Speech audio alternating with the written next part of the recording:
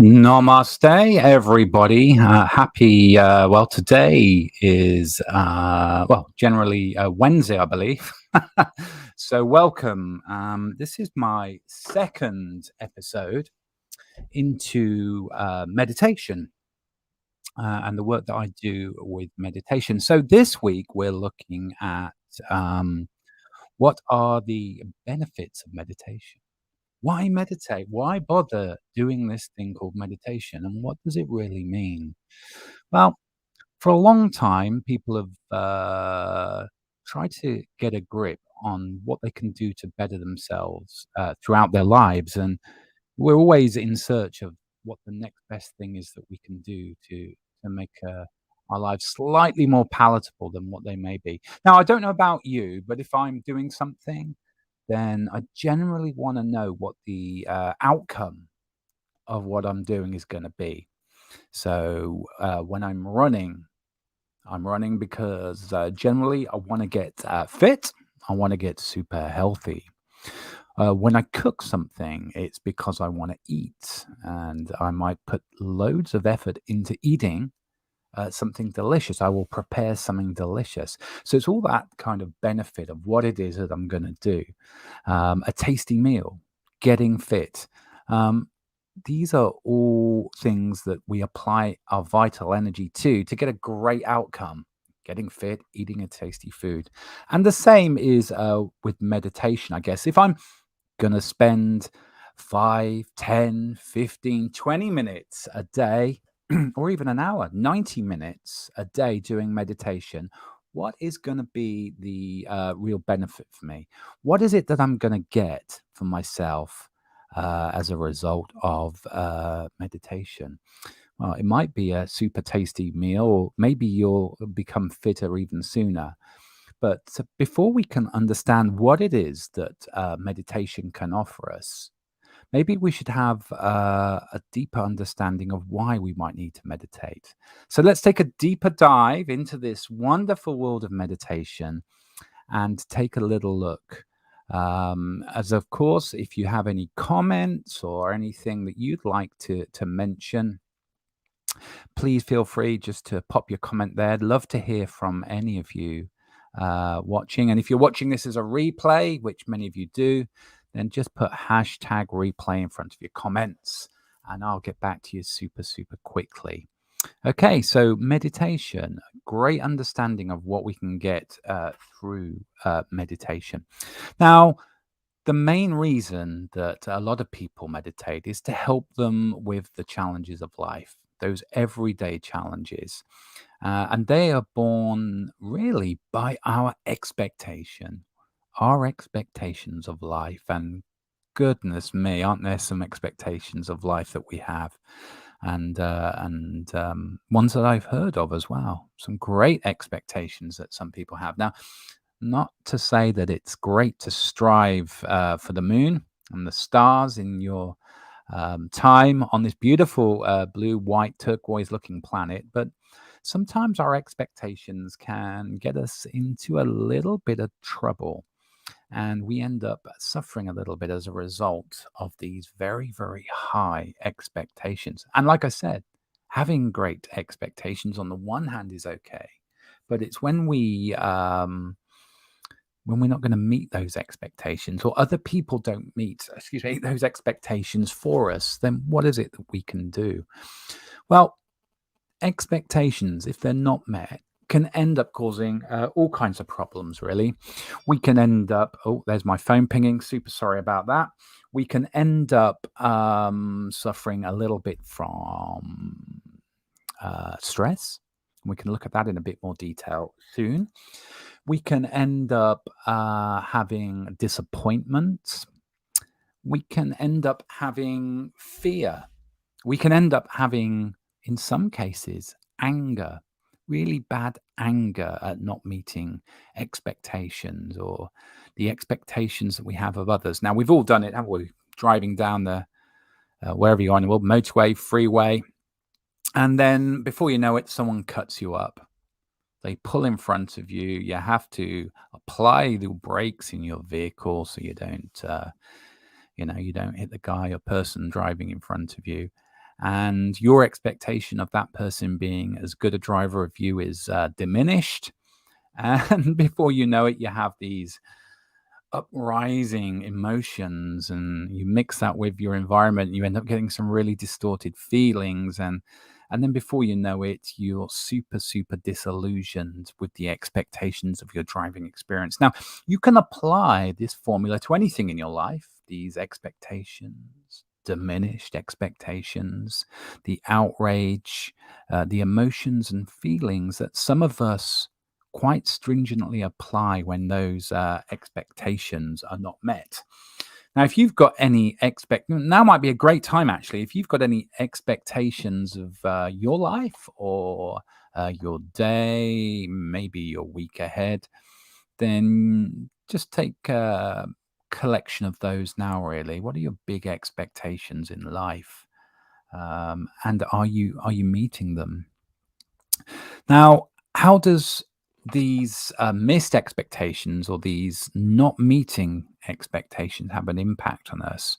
Well, I'll go into that in a bit more detail in a second, but meditation can really help you deal with the expectations that you have in life and the impact that expectations have. Now, we do spend so much of our lives, don't we, comparing ourselves. So we compare ourselves to, I don't know, the person next door. I say this quite a lot. And actually, I've got lovely neighbors. So, but the person on the street, the person in the club or in the bar, in a restaurant, the person in the shop, are they wearing the latest item of clothing? Do they have the latest, phone number 27? And, we have it, we don't have it. We have all these expectations of meeting those requirements to feel accepted in society, which isn't always true. Or maybe you have idealized associations or images of what you think that your life should be. I mean, this is another great problem that I come across quite a lot, that people have a idealized vision of their life, and it should be um, like this and doing this. And, these expectations quite often are born from, I guess, our childhood. They're often born from maybe the workplace. Maybe they're born from the teachers that we have in our life. And of course, when I say teachers, they can be numerous. Again, our parents, our friends, our colleagues, the people that we regard as our peers can also have an expectation on our expectations and what it is that we're expecting. Now, we also have this thing going on, don't we, where we think, you know what, if I could just achieve this thing, if I could just achieve X, or if I could achieve Y, or I could achieve Z, then this is going to happen. Okay. So, to put that into context, if I can just get myself super trim and super healthy, or I'm going to become super attractive and find the person in my life that I want to share my life with. Or it could be that we feel that, if we just get this new car or this new item of clothing, or maybe we just get this new other thing in our life, a new microwave or a new settee or a new this or a new that, then everything will be just fine. Well, I tell you this, it's not always the case. Invariably, once we've got that new thing, we pine for something else, and we have expectations, don't we, that when we achieve getting hold of this thing that we're looking for, that life is going to change. Life is going to be great when we get this new car, these new items of clothing, when we get this new job, when we get this new perfect partner, or, when we go on this holiday, everything is going to end up being great. And we pay a high price for those expectations, don't we? We pay a high price in terms of the perfection that we expect from our expectations, the perfection that we put into getting hold of those expectations. Now, if you have a look at the amount of time and the amount of effort that you put into your expectations versus the outcome, some people get a little bit disillusioned. And When I look back, I guess, at my life and the energy applied, time applied, and the outcome, you soon get a really clear picture about what things in your life have been worthwhile for you to become or to reach your very highest potential.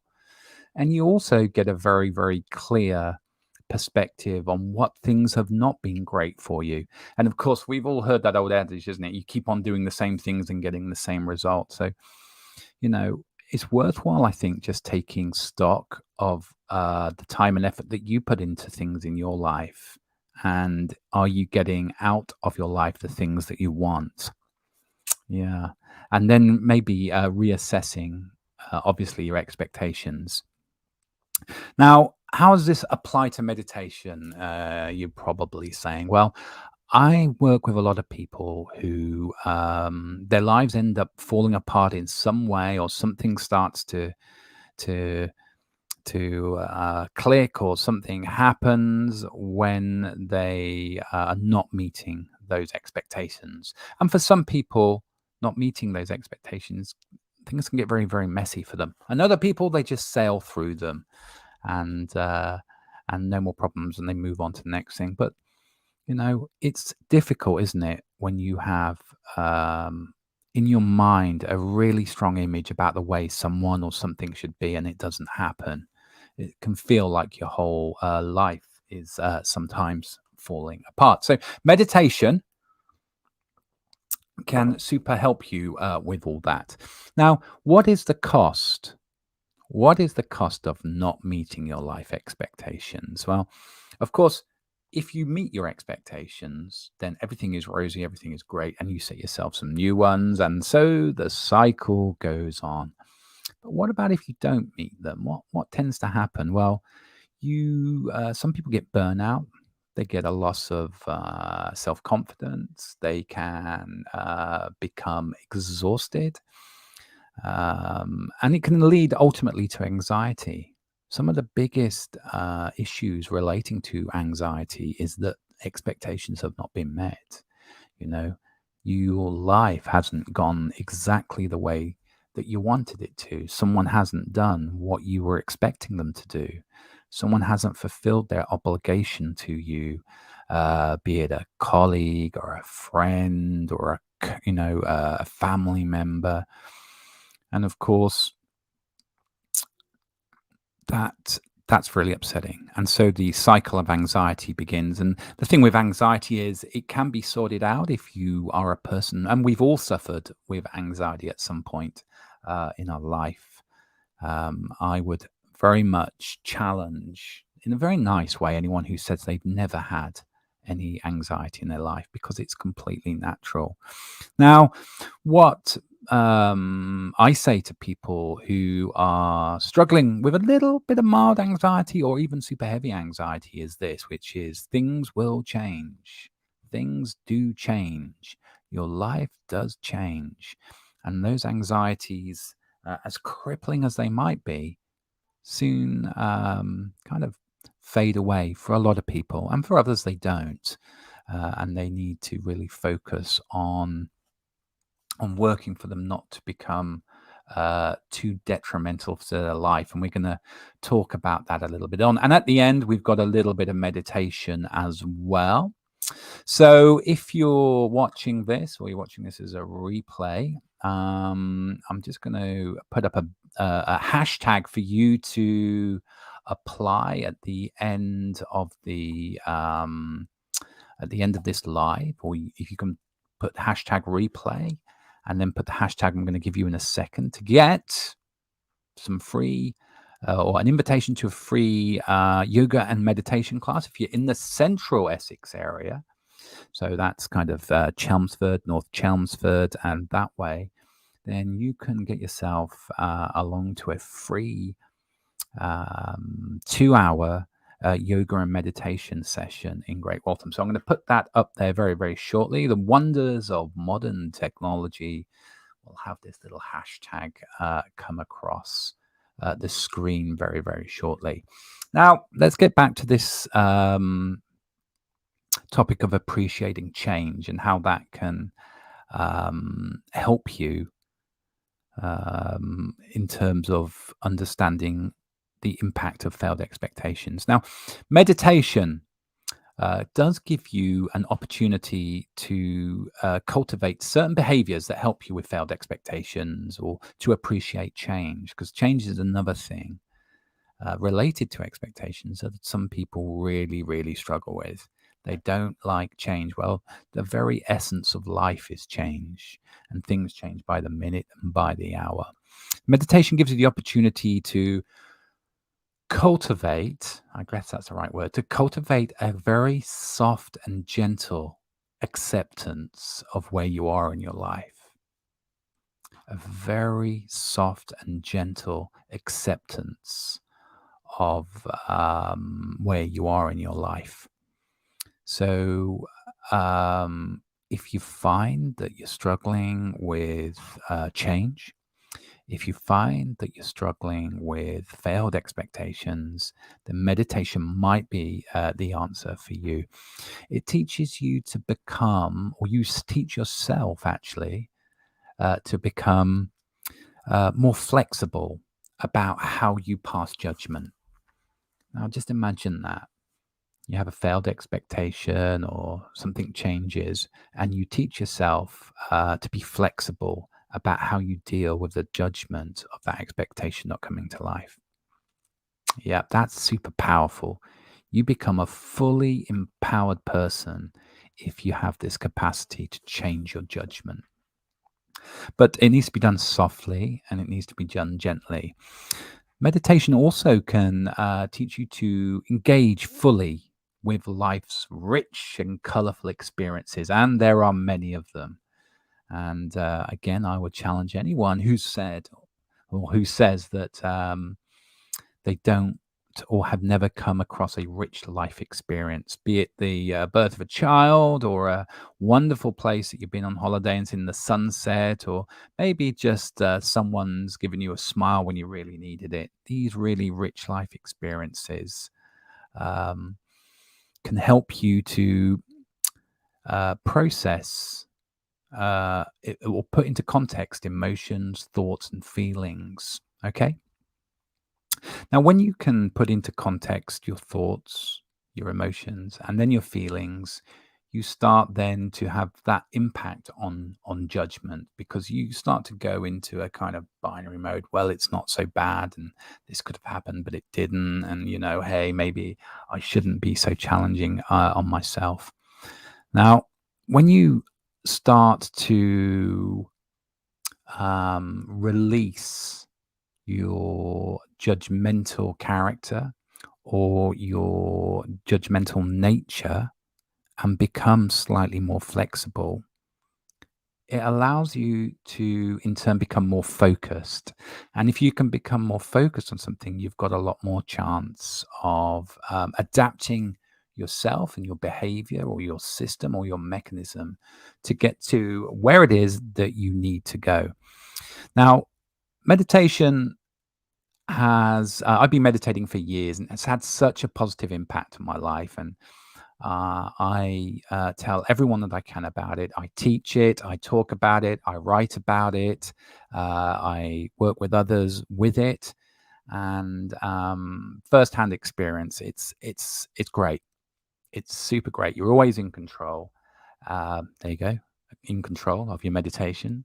If you have control issues, then being in control of your meditation is a bit of a dilemma, maybe. But commonly, meditation can help with anxiety and stress for sure.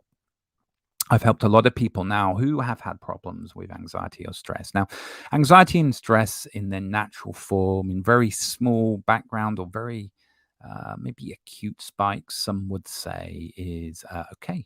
It's something that nature has given us to deal with things.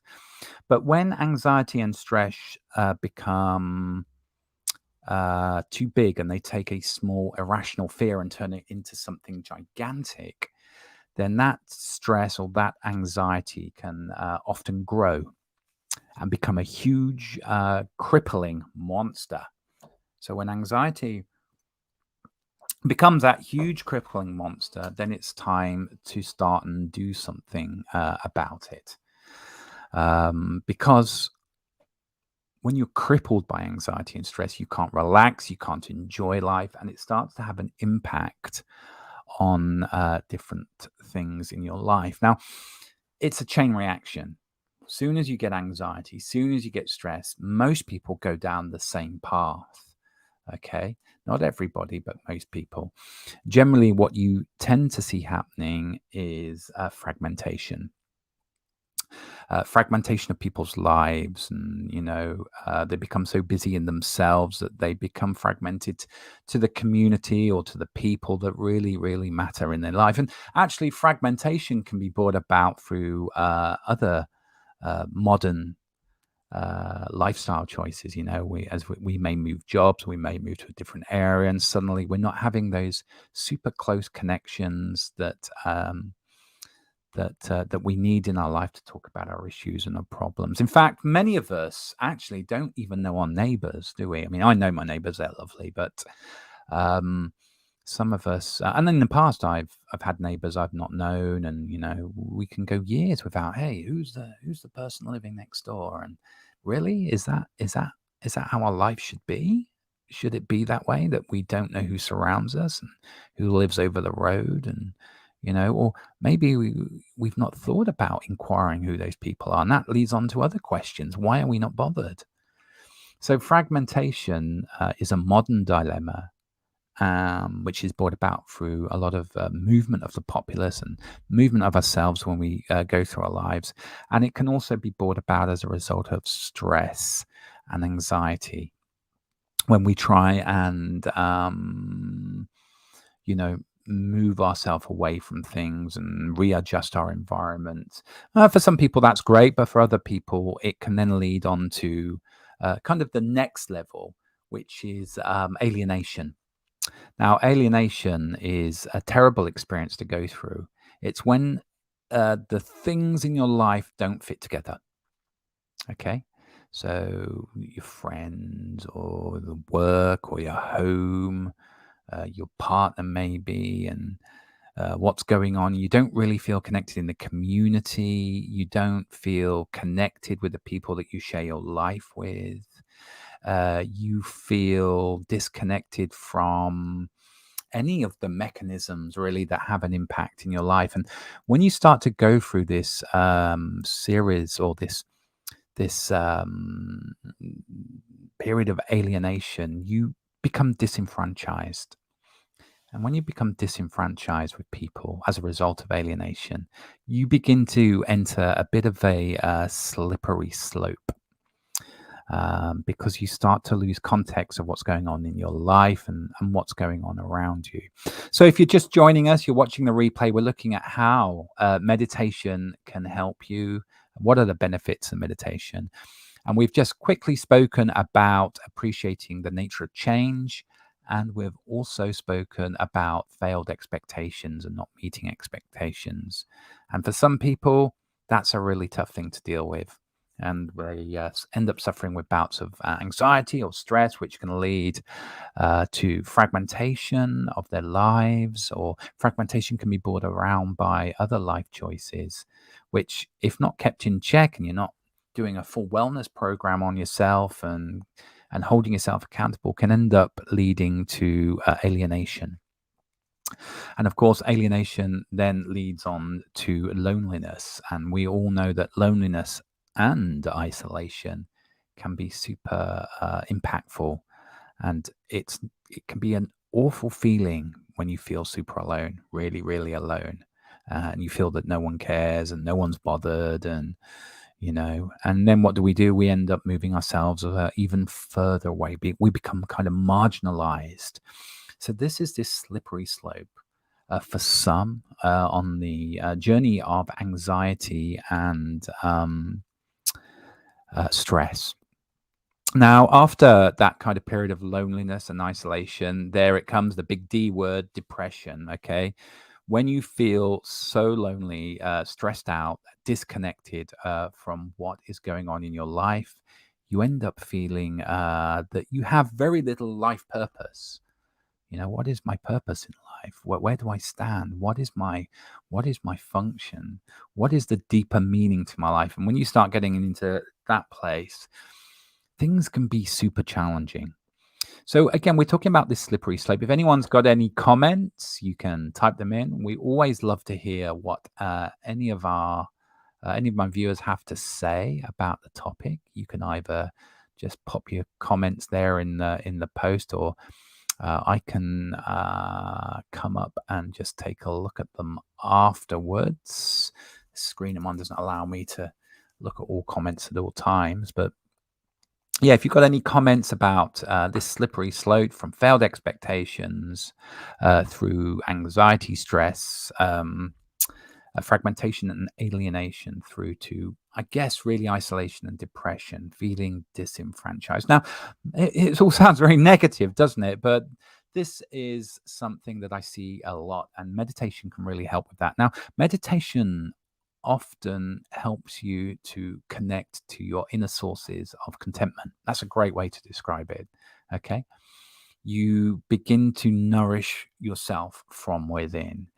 You start to have an impact on yourself from within, and you stop looking outside for happiness. Now, that's not to say that you isolate yourself. It's just that you begin to learn that some of life's pleasures are slightly closer to home and lay with you here or in your heart.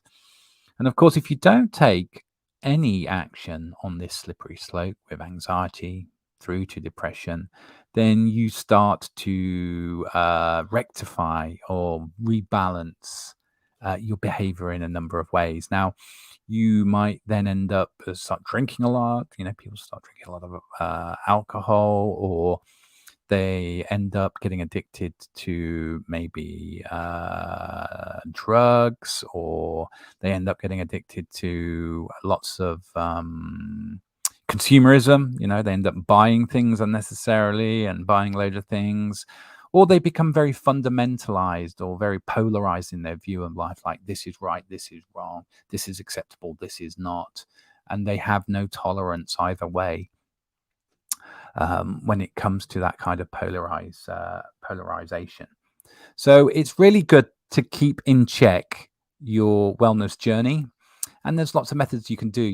People do journaling, they do yoga, they do meditation, they get out for a run, they keep connected with the important people in their life.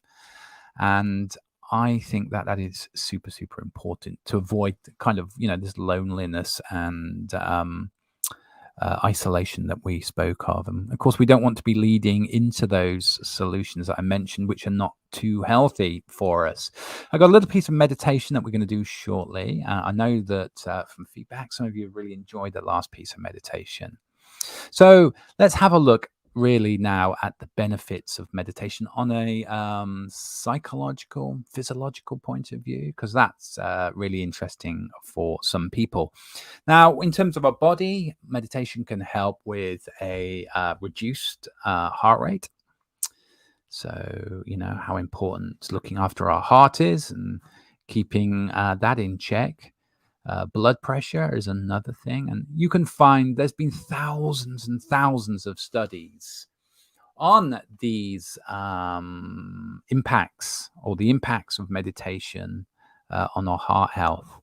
Meditation also helps with quicker recovery from stress, or a quicker recovery in reharmonizing our body.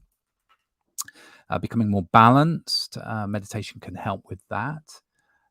Meditation can help as well with the way that the mind works, which is this kind of biohacking thing that's really popular at the moment. And when we meditate, we've got a lot of electrical activity in the mind, and when we think about this electrical activity, certain brain waves do certain things. So the beta brainwaves, that is associated with thinking and can be quite logical. We can dampen that down a little bit when we meditate, so that we can focus on being more creative with those alpha, delta, gamma brain waves, which are associated with creativity. So if you want to be super creative, then maybe you need to do a little bit of meditating. Also, if you are creative or you're very logical and linear, you can synchronize the mind so it works a bit more balanced as well. So maybe you're too creative, or maybe you're too linear and too logical. Well, meditation will help you kind of rebalance your mind. Just gonna do a little slurp of tea here. So I'll work all this talking. If you have any comments, please leave them in the comment section. I'll get back to you. Always love to hear what people have to say. So we're talking about the physiological perspectives or benefits of meditation. Now, it is true as well that we have fewer cases, people who meditate quite a lot. There's fewer cases of heart disease and heart attacks and strokes. That's a fact. It can help reduce your cholesterol levels in your body. I mean, I had a blood test recently, and my cholesterol levels were like really super low. I don't know what the figure was, but super low. But probably because I'm eat a plant-based diet as well. But yeah, the two of them mean my cholesterol is almost non-existent. But I don't know if that's a great thing, but it felt good knowing that my cholesterol was low. Meditation also helps with increased longevity as well. Muscle relaxation as well, keeping yourself very relaxed. And it helps, of course, with pain management. And I do work with a lot of people actually who use meditation to work with how they control pain. And that is very, very effective, depending on really what your pain is. Now, of course, the softer benefits or the psychological benefits of meditation is that it undoubtedly gives you a happier and more positive perspective on life. You have less emotional reactivity as well. So very often in life we're triggered and then we respond, and sometimes the space between the reaction and the response, or the trigger and the response, is such that you end up saying something that you don't want to, or you end up doing something that you don't want to. People who meditate a lot are able to just lengthen that gap. Okay, so it might only be a fraction of a second, or maybe some people get even longer than that. And what you can, the insight and wisdom you can apply in those extra half seconds can make all the difference between a decision being an absolutely superb one and an absolutely bad one where you've reacted. We've all done it. Someone says something and you end up saying something that you wish you hadn't. So if that's you, I mean, I'd love to hear anyone who has any examples of that. If you have yourself a little moment there, you can drop your comments in the post. Hashtag replay if you're watching this afterwards. I'd love to hear what you have to say. Meditation. So what are the other impacts? Well, you have increased empathy as well, and compassion. You're more thoughtful about what it is that other people have going on in their life. And believe me, you may think that your life is bad, and perhaps it is, but I can assure you that there's always someone who's having a as tough or tougher time. So sometimes when you recognize that can be helpful to put things into perspective. Not that anyone's suffering should be taken for granted, but I think sometimes we can dwell on things and we can feel, that kind of isolated feelings of it's just me who's dealing with this. No, there's lots of people dealing with these things. I speak to a lot of them every day. Now, meditation as well can give you heightened sense of clarity in your life. It can keep you focused on your goals. It can help with the harmonics in your relationships, with your partner, with your family, with your co-workers, colleagues, or anyone else that you share your community with. And of course, as I was saying, meditation helps with that kind of acute anxiety. And anxiety unchecked that leads down that pathway through fragmentation, isolation, can ultimately lead to very, very deep depths of depression, which we want to try and avoid, and loneliness, all these horrible words. So it's really simple, right?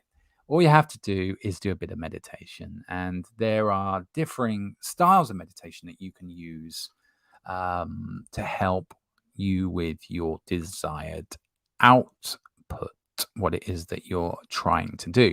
Now, if you are in Central Essex and you would like to come along to a meditation class, then you can find all the classes in the ticker below, and you can come along to that and you can learn yourself some yoga, some wellness yoga, and you can do some wellness meditation as well. Learn some of these different modalities of meditation, many, many different types.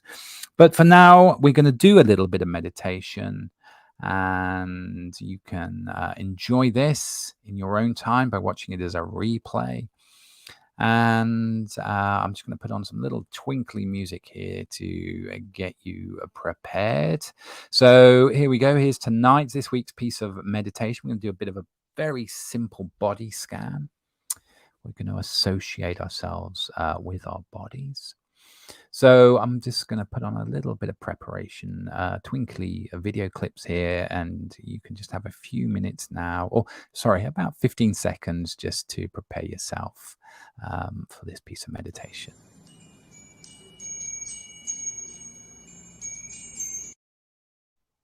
There we go. There's the twinkly music. So what we're going to do now is we're going to very gently close our eyes as we move into this piece of body scan meditation. Okay, and for those of you who are going to watch this now or watch it as a replay, you can enter the hashtag, which will be up at the end of this piece of meditation, which is about 5 or 6 minutes long, and get yourself to come along to a free yoga and meditation class in Great Waltham, Central Essex, north of Chelmsford. Okay, so here we go. We're going to close our eyes now. And we're just going to prepare ourselves by taking a few deep breaths, breathing very, very slowly, completely, and fully. Making sure that we're in a space where we're not going to be disturbed. As we take a few moments for ourselves now. And if you want to, you can do this piece of meditation either sat up or you can lay down. If you're going to lay down, lay on a comfortable surface with your back nice and straight. Not too comfortable because we don't want you to fall asleep. So now just take a few moments, to feel your body as a whole thing, as a whole entity. Taking special attention or notice of the places where your body makes contact with the chair or the floor, and just bringing your awareness to those points, those contact points. Very good. And now just putting all your focus and your attention onto your toes, allowing yourself to feel any sensations in your toes. If you don't feel anything, just accept that you don't feel anything. But as you're breathing, just imagine that you're breathing in and out of your toes. Breathing in and out of your toes. When you're done breathing in and out of your toes through your nose, Move on to your soles of your feet, breathing in and out through the soles of your feet. And then moving on to our ankles, breathing in and out through our ankles, tops of our ankles. Taking our time now just to enjoy the sensation of our feet and lower legs. And now gradually moving your awareness up your body and applying 3 or 4 little breaths with each part of your body that you become aware of.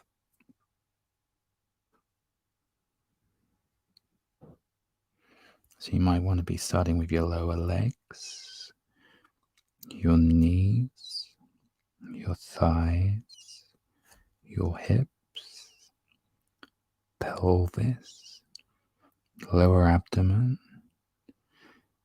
and then moving your awareness onto your lower back, solar plexus, upper back, chest and shoulders. Now focusing on the fingers and the hands. And then the neck and the throat, the chin and the jaw and the face and the nose and the ears and the top of the head. And then just resting there for a moment.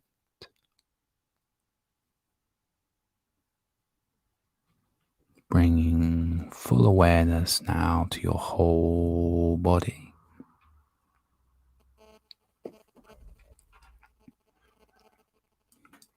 And then when you're ready,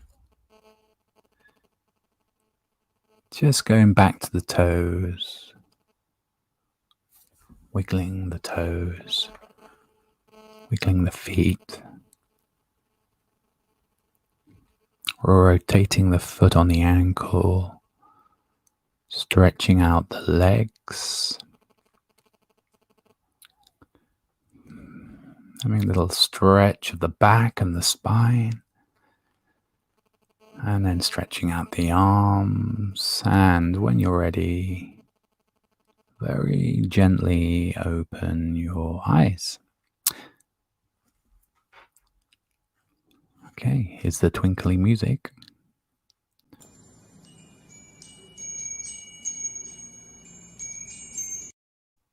Very good. Okay, so there's a piece of micro meditation for you. You can do this just to become fully aware of your body. Now, on the next episode, we'll be looking at a bit more detail about benefits of meditation. I hope you've enjoyed this. You can always watch this on YouTube, Facebook, and catch up with other episodes. And if you are wanting to attend a free yoga and meditation class in Central Essex, here's the hashtag you're going to need to put on for this episode, just down there, hashtag meditate. So you can, if you're watching this as a replay, I'm going to take